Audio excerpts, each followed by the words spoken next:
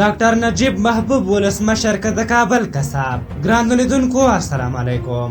لومړی به د ډاکټر نجیب الله ژوندلیک ته لنډه اشاره وکړو، خو له تاسو دوستانو هیله لرو چې ویډیو تر پایه وګورئ. ډاکټر نجیب الله د اختر محمد زوی د 1940 میلادي کال د اګست د میاشتې په 6مه نیټه د کابل په مراد خانوي کې زیږېدلی. هغه په قوم محمد زی د پکتیا ولایت اصلي اوسېدونکی دی. خپل زده کړې د حبیبي په لیسه کې پای ته رسولې او وروسته بیا د کابل پوهنتون د طب پوهنځي ته لاره پیدا او د 1915 کال کې د طب پوهنځي څخه فارغ شو. په 1440 کال کې چې لا محصل و، عملي سیاست ته یې مخه کړه. هغه د همدې کال د جدي په میاشت کې د افغانستان د خلق د دیموکراتیک ګوند غړیتوب ترلاسه کړ. د خپل ګوند په نمایندګۍ په مظاهرو، غونډو او ناستو کې فعاله ونډه واخیسته او په دغه دوران کې د پښتو او دري ژبو یو پیاوړی او سرایستلی ویاند و. په پښتو او دري ژبو یې روانې خبرې کولې، په انګلیسي او اردو ژبو هم پوهېده. 1448 کال چې د افغانستان په تاریخ کې د مظاهرو او اعتصابونو کال په نوم شهرت لري، دی له یو شمېر نورو محصلینو سره یې د 1448 کال په اوله نیمایي کې د سیاسي فعالیتونو له امله 4 میاشتې بندي شو. بیا نجیب الله له یو شمېر نورو محصلینو سره د 1449 کال د جدي په میاشت کې له دې کبله پوره 9 میاشتې بندي شو چې د کابل د ځینو ښاریانو لخوا د امریکې د جمهور رئیس ریچارډ نیکسن د ماون سپیرو اګینو په موټر چې د افغانستان د حکومت میلمه و د خوسا هغوی ګزارونه ترسره کړي وو او د هغه مخې ته یې د امریکې بیرغ سوځولی و. 2 ځلې بندي کېدلو د هغه نورمال تحصیلي بهیر څخه 3 کاله شاته وغورځاوه. نوموړی په 1915 کال کې د افغانستان د پرچم ګوند غړی شو. په 1988 کال کې چې کله خلقیانو او پرچمیانو پر سردار محمد داود خان کودتا وکړله او خلقیان د واک خاوندان شو، نو ډاکټر نجیب د هیواد نه د باندې ایران ته ولېږه او دی هلته په تهران کې د افغانستان سفیر شو. خو بیا وروسته ډاکټر نجیب له دندې ګوښه کړ او نوموړی د روسانو تر راتګ پورې په اروپا کې اوسېده. کله چې روسانو په 1999 کال کې پر افغانستان یرغل وکړ، نو په دغه وخت کې ډاکټر نجیب الله هم بیرته کابل ته راستون شو. په 4 د مې 1980 زیږدیز کال کې بابرک کارمل خپل د دندې نه لاس په سر شو او پر ځای ډاکټر نجیب الله د افغانستان ولسمشر شو. که څه هم چې کارمل یو څه مودې لپاره د هیواد مشرۍ پر چوکۍ ناست و، خو ډاکټر نجیب الله ته واک ورسپارل شوی و. ویل کېږي شورویانو ځکه نجیب الله د بابرک کارمل پر ځای وټاکه چې نوموړي په خاک یعنې د هغه وخت سرګره اداره کې د دوی په وینا کامیاب و. د ډاکټر نجیب الله په اړه د کابل کساب یا قاتل خطاب چې کېږي، هغه وخت ته راجع کېږي چې نوموړی د خاط سرګرې ادارې رئیس و. خو واک ته له رسېدو سره هغه د بابرک کارمل طریقې او حفیظ الله امین په پرتله ډېر ښه و او د مصالحې سیاست یې درلود. ډاکټر نجیب به ویل جنګ نتیجه نه ورکوي، دواړو خواو ترمنځ مرګ ژوبله زیاتوي. مجاهدینو سره یې سوله غوښته. حکمتیار او نورو ته به یې ویل چې سوله راسره وکړئ. ویل به حکمتیاره په مکه کې به سره کینو، د کعبې امام به سره درېمګړی کړو، خو هغوی ورسره ونه منله. ډاکټر نجیب په 1465 کال کې د مرغومي په 25مه نیټه د ملي تلویزیون له لارې یو اړخیز ورباندې اعلان کړ. همدا ډول د نوي سیاست څخه په پیروۍ د همغه کال د سلواغې د میاشتې په لومړۍ نیټه د سیاسي بندیانو د آزادولو په هکله د ډاکټر نجیب الله لخوا د بخښنې عمومي فرمان صادر شو چې د هغه په اساس په زرګونه بندیان خوشي کړای شول. د ملي روغې جوړې سیاست هغه وخت په لاندنیو 4 ستنو ولاړ و. له پوځي پلوه په ټول افغانستان کې د سولې بسیا کېدل، یعنې د وسلې ټولول او یوې قانوني افغاني مرجع ته ورسپارل. په سیاسي ډګر کې اختلاف، د سیاسي پولریزم، دیموکراسي او پراخ بنسټه حقوقي ادارې جوړول. له اقتصادي اجتماعي پلوه د اقتصاد د ټولو ډولونو همزمان ممکنه وده او پرمختیا او د آزاد بازار د اقتصادي سیستم غښتلوالی. د ملي روغې جوړې په خپرونه کې 3 مسالې د ډومبني عملي اقدام په توګه په ګوته شوې وې.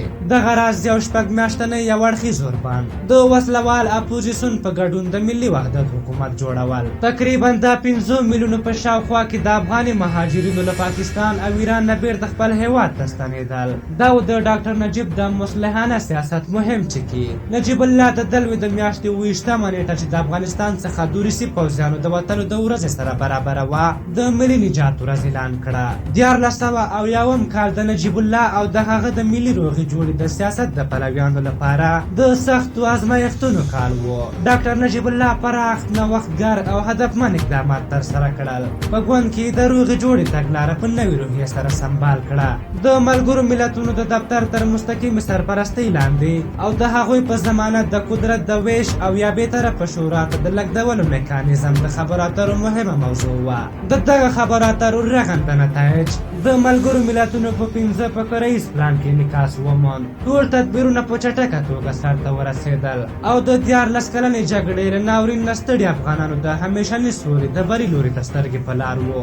ډاکټر نجیب الله د ملګرو ملتونو د جنرال سکرټر پتروس غاري د غوښتنې په اساس او د هغه د ځانګړي استازي او مرستیال بنن سیوان د 15 فقریز پلان له مخې د دولتي واک نه د ګوښه کېدو او د قدرت د لیږدولو د ژمنې په هکله د 1401 کال د هود د میاشتې په 20مه نیټه خپله تاریخي اعلامیه صادره کړه. په دې ترتیب د ملي روغې جوړې په لاره کې ټولې بهانې او خنډونه عملاً ایسته شول. نجیب الله د ملي روغې جوړې سیاست او د ملګرو ملتونو د 15 فقریز پلان د پوره عملي کېدو لپاره په خپل ټول توان او پوره رښتینولۍ او وفادارۍ کار وکړ څو د ملي روغې جوړې لاسته راوړنې او په افغانستان کې د سولې د بهیر ګړندي کېدل چې په نتیجه کې په افغانستان کې د انتخاباتو له لارې یو پیاوړی ملي حکومت رامنځته شوی وای. ګاونډیو هیوادونو خصوصا پاکستان هر یو د خپلو مغرضانه اهدافو له زاویې څخه داسې یو مرکزي پیاوړی حکومت په افغانستان کې د خپلو ګټو سره په ټکر کې لیده.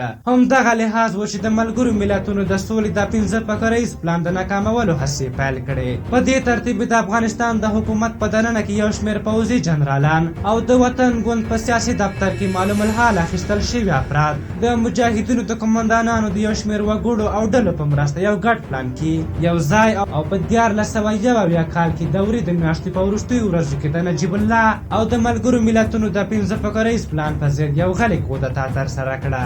ډاکټر نجیب الله په مرګ تهدید شو او د هغه ګواښونو له کبله د ملګرو ملتونو د ځانګړي استازي په مرسته په کابل کې د هغوی دفتر ته پناه یوړه. پوره 4 نیم کاله د ملګرو ملتونو په دفتر کې تیر کړل.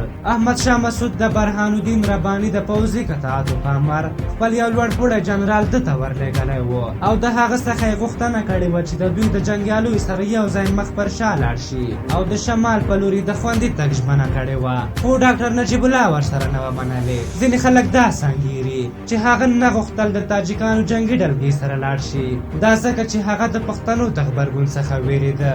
ځینې هم داسې انګیري چې ډاکټر نجیب الله ځکه د احمد شاه مسعود غوښتنه ونه منله چې ښایي احمد شاه مسعود به د پرچمیانو د ډېرو جنرالانو سره پټې لیدنې کتنې او تړونونه درلودل چې له مخې د ډاکټر نجیب الله څخه د ملاتړ تمه درلوده. او بالاخره د 1415 لمریز کال د تلې د میاشتې په 15مه نیټه کابل ته د طالبانو لښکر ننوتل.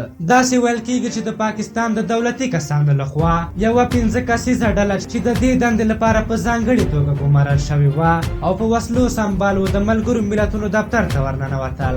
ډاکټر نجیب الله د ملګرو ملتونو له دفتر څخه د باندې په زور راوویسته. هغوی لومړی دی ډېر وکړاوه او هڅه یې دا وه چې نجیب الله څخه د ډیورنډ د کرښې د رسمي منلو په کاغذونو باندې لاسلیک واخلي، خو هغه دا کار ونه کړ. بیا ډاکټر نجیب او د هغه ورور په ټویټا موټر پسې وتړل او د هیواد مشر تر ماڼۍ پورې په موټر پسې راوکاږل. هغوی ډاکټر نجیب الله او د هغه ورور په ډزو وویشتل او په اخره کې دواړه د ملګرو ملتونو دفتر څخه یو څو متره لرې د هیواد مشر ماڼۍ مخې ته په اریانا څلور لاره کې په ترافیکي ستنه وځړول. دا هغه ځای و چې ډاکټر نجیب الله د جلال آباد په جګړه کې د پاکستان په ښکېلتیا سخته نیوکه کړې وه. په هر حال ډاکټر نجیب که هر څنګه انسان و، خو د یو افغان په توګه موږ ته دا بیخي د منلو نه ده چې د پاکستان له ملاتړه برخمن وسلوال دې راشي، یو ولسمشر، یو افغان او یو انسان دې ووژني او مړی دې په څلور لارې کې وځړوي. په پای کې یو عالم وایي چې کوم ملت تاریخ نه لولي، تاریخ باید تجربه کړي.